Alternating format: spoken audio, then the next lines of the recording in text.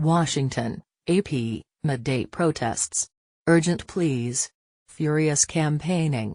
A president torn. President Donald Trump stood at the center of a frantic lobbying campaign Friday as he neared a decision on the fate of hundreds of thousands of young people brought into the country illegally as children.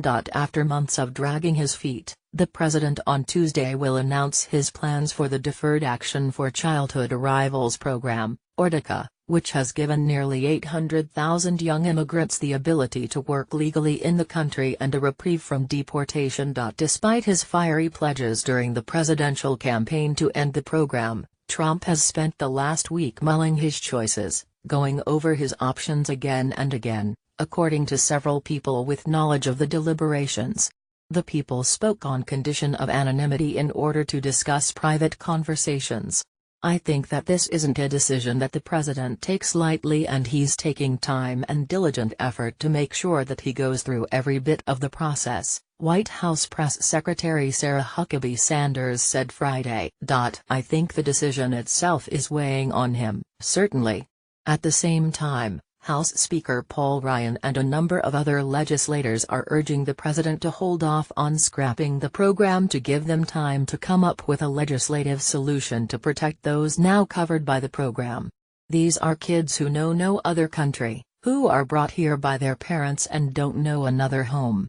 And so I really do believe that there needs to be a legislative solution, Ryan told Wisconsin radio station WCLO. Republican Senator Orrin Hatch of Utah also urged Trump not to revoke former President Barack Obama's efforts to protect individuals who entered our country unlawfully as children through no fault of their own and who have built their lives here. Pushing the debate over to Congress would add immigration, long a third-rail issue in Washington, to an already packed fall congressional agenda that includes must-pass measures to raise the debt ceiling, shape the federal budget and provide hurricane relief funding.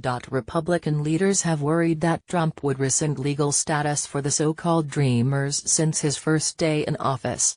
Some congressional GOP lawmakers spent Inauguration Day urgently trying to reach senior White House officials about the matter after hearing rumors that Trump could roll back the deportation protections as one of his first moves. Trump had railed against the Obama program during the presidential campaign, slamming it as an illegal amnesty that he would immediately end. Instead, the new president left the protections in place, overruling top advisors including former chief strategist Steve Bannon and policy aide Stephen Miller.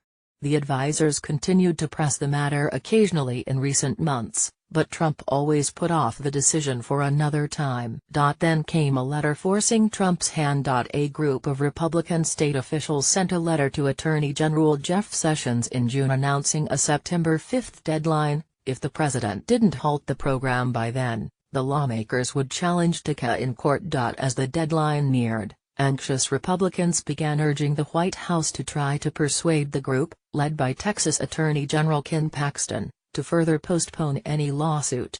It was an approach the administration had also seriously considered earlier in the week. But Paxton made clear the date was non-negotiable.